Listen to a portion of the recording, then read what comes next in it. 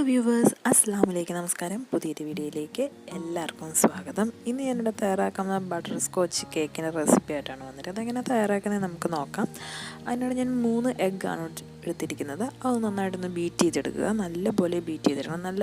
നല്ല പതഞ്ഞ് വരുന്നിടം വരെ നന്നായിട്ടൊന്ന് ബീറ്റ് ചെയ്തെടുക്കുക.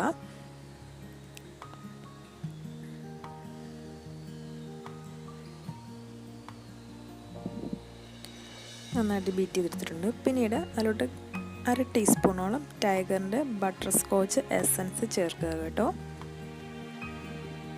നല്ല കളറായതുകൊണ്ട് 1/4 ടീസ്പൂൺ മാത്രം ചേർത്താൽ മതി. നന്നായിട്ട് ബീറ്റ് ചെയ്യുക. പിന്നീട് 1 കപ്പ് പൗഡർ ഷുഗർ കുറേശ്ശെയായിട്ട് നന്നായിട്ടൊന്ന് ബീറ്റ് ചെയ്യുക. കുറേശ്ശെയായിട്ട് വേണം ബീറ്റ് ചെയ്യാൻ കേട്ടോ. എങ്കിൽ മാത്രമേ നന്നായിട്ടൊന്ന് പതഞ്ഞു പോങ്ങി നന്നായിട്ട് വരികയുള്ളൂ. അതുകൊണ്ട് കുറച്ച് പഞ്ചസാരയിട്ട് വേണം ബീറ്റ് ചെയ്തെടുക്കാനായിട്ട്. ഏകദേശം നന്നായിട്ട് ബീറ്റ് ആയിട്ടുണ്ട്. ഒരു 2 സ്പൂൺ ബട്ടർ അതിൽ ചേർക്കുക. ഞാൻ 1 സ്പൂൺ സൺഫ്ലവർ ഓയിലും കൂടെ ചേർത്തിട്ടുണ്ട് കേട്ടോ. ഇതിലേതെങ്കിലും ഒന്ന് ചേർത്താൽ മതി. ഞാൻ 2 സ്പൂൺ ബട്ടറും 1 സ്പൂൺ സൺഫ്ലവർ ഓയിലും കൂടെ ചേർത്തിട്ടുണ്ട്. നന്നായിട്ടൊന്ന് ബീറ്റ് ചെയ്യുക.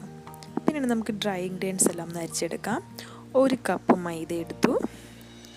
അതിലോട്ട് 1 സ്പൂൺ ബേക്കിംഗ് പൗഡർ ചേർത്തു. ഇവ രണ്ടും നന്നായിട്ടൊന്ന് അരിച്ചെടുക്കുക. ഞാൻ ഏകദേശം 1 പ്രാവശ്യം മാത്രമേ അരിച്ചെടുത്തിട്ടുള്ളൂ. അധികം കട്ടകളൊന്നും ഇല്ലാത്തതുകൊണ്ട് ഞാൻ 1 പ്രാവശ്യം മാത്രമേ അരിച്ചെടുത്തിട്ടുള്ളൂ കേട്ടോ.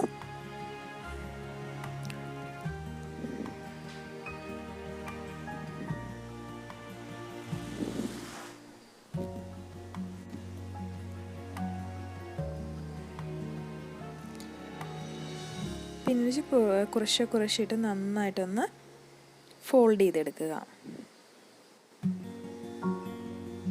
സ്ലോലി ആയിട്ട് ഫോൾഡ് ചെയ്തെടുക്കണം കേട്ടോ. ഞാനിത് വീഡിയോയിൽ കുറച്ച് സ്പീഡ് കൂട്ടിയത് കൊണ്ടാണ് അങ്ങനെ നിങ്ങൾക്ക് കാണാൻ സാധിച്ചത്. പിന്നീട് കേക്ക് ടിൻ എടുക്കുക. അതിലോട്ട് നന്നായിട്ട് ബട്ടർ സ്പ്രെഡ് ചെയ്ത് അതിലോട്ട് ബട്ടർ പേപ്പർ ഇറക്കി വെക്കുക. അതിലോട്ട് വീണ്ടും കുറച്ച് ബട്ടർ സ്പ്രെഡ് ചെയ്ത് കൊടുക്കുക. ഞാൻ 8 ഇഞ്ചിൻ്റെ ടിന്നാണ് എടുത്തിരിക്കുന്നത്. അതിലോട്ട് നമ്മുടെ കേക്കിൻ്റെ ബാറ്റർ ആഡ് ചെയ്യുക.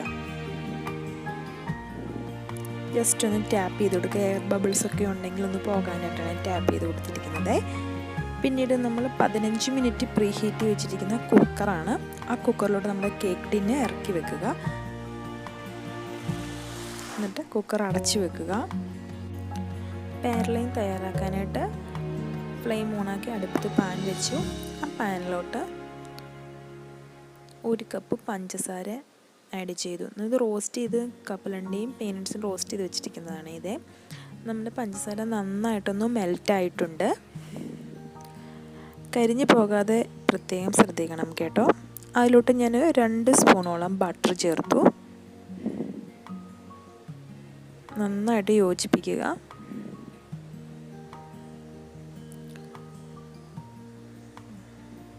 നല്ലപോലെ ഇളക്കി കൊടുക്കണം കേട്ടോ. കരിഞ്ഞു പോകാതെ ശ്രദ്ധിക്കുക. കരിഞ്ഞു പോയാൽ വേറൊരു ടേസ്റ്റാണ്.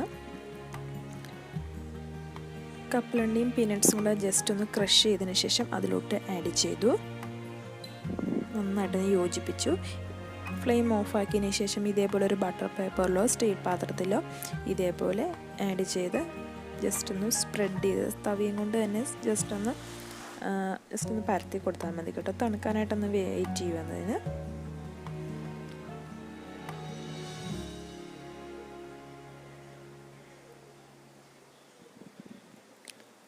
പിന്നീട് നമുക്ക് സോസ് തയ്യാറാക്കാം.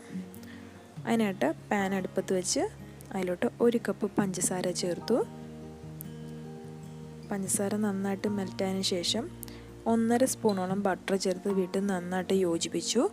പിന്നീട് 1/2 കപ്പ് വിപ്പിംഗ് ക്രീം ആഡ് ചെയ്ത് വീണ്ടും നന്നായിട്ടൊന്ന് യോജിപ്പിച്ചു. ഏകദേശം ഇതേ ഒരു കൺസിസ്റ്റൻസി ആകുമ്പോഴത്തേക്കും ഫ്ലെയിം ഓഫ് ചെയ്യുക കേട്ടോ. ഇതൊരു കപ്പലണ്ടിയാണ്. കപ്പലണ്ടി മുട്ടായിയാണ്. ഇതൊന്ന് ജസ്റ്റ് ഒന്ന് ക്രഷ് ചെയ്ത് മാറ്റി വെക്കുക. നല്ലപോലെ പൊടിക്കുന്നതും കുഴപ്പമില്ല, ക്രഷ് ചെയ്യുന്നതും കുഴപ്പമില്ല. നമ്മുടെ കേക്ക് ഏകദേശം 45 മിനിറ്റായി നമ്മുടെ കേക്ക് നന്നായിട്ട് കുക്കായിട്ടുണ്ട്. കേക്കിൻ്റെ ഉൾഭാഗമെല്ലാം നന്നായിട്ട് വെന്തിട്ടുണ്ട്. നമുക്കൊന്ന് കേക്ക് അതിൽ നിന്ന് മാറ്റി വെക്കാം. പാരലൈസ് ഏകദേശം റെഡി ആയിട്ടുണ്ട്. ജസ്റ്റ് ഇതേപോലെ ഒന്ന് പീസുകളാക്കി മാറ്റി വെക്കുക. മിക്സിയുടെ ജാറിലിട്ടതും ജസ്റ്റ് ഒന്ന് ക്രഷ് ചെയ്തെടുക്കണം കേട്ടോ. ക്രഷ് ചെയ്തതിന് ശേഷം അത് മാറ്റി വെക്കുക. പിന്നീട് നമ്മുടെ കേക്ക് നന്നായിട്ട് തണുത്തതിന് ശേഷം ഡിമോൾഡ് ചെയ്യുക. ഞാൻ ഈ കേക്കിൻ്റെ ഐസിങ്ങിനായിട്ട് ഏകദേശം 1 കപ്പ് വിപ്പിംഗ് ക്രീമാണ് എടുത്തിരുന്നത് കേട്ടോ. നമ്മൾ കേക്ക് 3 ലെയറായിട്ടൊന്ന് മാറ്റി വെക്കുക. കേക്കിൻ്റെ ബോർഡ് എടുത്തതിന് ശേഷം അതിലോട്ട് വിപ്പിംഗ് ക്രീം ആഡ് ചെയ്യുക. ഫസ്റ്റ് ലെയറായ അതിലോട്ട് ആഡ് ചെയ്യുക. വിപ്പിംഗ് ക്രീമിൻ്റെ പുറത്തോട്ട് ഫസ്റ്റ് ലെയർ കേക്ക് വെക്കാം. പിന്നീട് അതിലോട്ട് കപ്പലണ്ടി മുട്ടായി പൊടിച്ചെടുത്തതാണ്, അതിലോട്ട് ജസ്റ്റ് ഒന്ന് സ്പ്രെഡ് ചെയ്ത് കൊടുക്കുക. സ്പ്രെഡ് ചെയ്തതിന് ശേഷം ഐസിങ് ചെയ്യാം. ഐസിങ് 2 ലെയറും ഐസിങ് ഫസ്റ്റ് ലെയർ ചെയ്ത പോലെ തന്നെ ചെയ്തതിന് ശേഷമുള്ളതാണ് ഇത്. പിന്നീട് നമുക്ക് 3rd ലെയറും ഇതേപോലെ തന്നെ ചെയ്യാമേ. 3rd ലെയർ വെച്ചു, വിപ്പിംഗ് ക്രീം ആഡ് ചെയ്തു.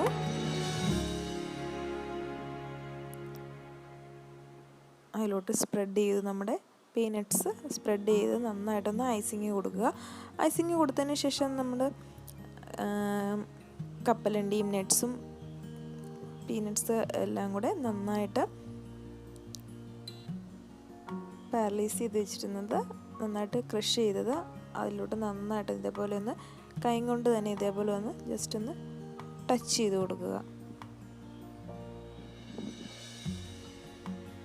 കേക്കിൻ്റെ പാരലൈസ് പീനട്ട്സും നട്ട്സും കൂടെയാണ് നന്നായിട്ട് കവർ ചെയ്തിട്ടുണ്ട്. കേക്ക് നന്നായിട്ട് കവർ ചെയ്തിട്ടുണ്ട്. പിന്നെ നമ്മുടെ സോസ് അതിലോട്ട് ചേർക്കുക. നിങ്ങൾക്ക് ഇഷ്ടമുള്ള ഡിസൈനിൽ വേണമെങ്കിൽ കൊടുക്കാം. ഞാൻ ജസ്റ്റ് ഒരു തവയും കൊണ്ട് തന്നെ ജസ്റ്റ് അതിൻ്റെ പുറത്തൊന്ന് ആഡ് ചെയ്തതേ ഉള്ളൂ. വലിയ ഡെക്കറേഷൻസ് ഞാനൊന്നും കൊടുത്തിട്ടൊന്നുമില്ല കേട്ടോ. വളരെ സിമ്പിളായിട്ട് തയ്യാറാക്കിയിരിക്കുന്നതാണ്. സോസ് എല്ലാം ആഡ് ചെയ്തതിന് ശേഷം ജസ്റ്റ് ഒന്ന് ഡെക്കറേറ്റ് ചെയ്തു. വിപ്പിംഗ് ക്രീം ഉപയോഗിച്ച് ജസ്റ്റ് ഒന്ന് റോസ് ഫ്ലവർ എല്ലാം കൂടി ജസ്റ്റ് ഒന്ന് ഡെക്കറേറ്റ് ചെയ്തുള്ളൂ. വളരെ ടേസ്റ്റി ആയിട്ടുള്ള ഒരു റെസിപ്പിയാണ്, കേക്കിൻ്റെ റെസിപ്പിയാണ്. ഇത് എല്ലാവരും ട്രൈ ചെയ്ത് നോക്കണം. ഇത് എല്ലാവർക്കും ഒരുപാട് ഇഷ്ടപ്പെടും. വളരെ സിമ്പിളാണ്, വളരെ ടേസ്റ്റിയുമാണ്. എൻ്റെ ഈ വീഡിയോ നിങ്ങൾക്ക് ഇഷ്ടപ്പെട്ടെങ്കിൽ ലൈക്ക് ചെയ്യുക, കമൻറ്റ് ചെയ്യുക. ഈ വീഡിയോയെക്കുറിച്ച് എന്തെങ്കിലും സംശയങ്ങളുണ്ടെങ്കിൽ താഴെ കമൻറ്റ് ബോക്സ് ഉണ്ട്, കമൻറ്റ് കൊടുക്കേണ്ടതാണ്. ഈ വീഡിയോ നിങ്ങൾക്ക് ഇഷ്ടപ്പെട്ടാൽ നിങ്ങളുടെ ഫ്രണ്ട്സിനും റിലേറ്റീവ്സിനും എല്ലാം ഒന്ന് ഷെയർ ചെയ്ത് കൊടുക്കണേ. അപ്പോൾ ഇൻഷാ അല്ലാഹ് പുതിയൊരു വീഡിയോയുമായി കാണുന്നിടം വരെ ഓക്കെ ബൈ, താങ്ക് യു.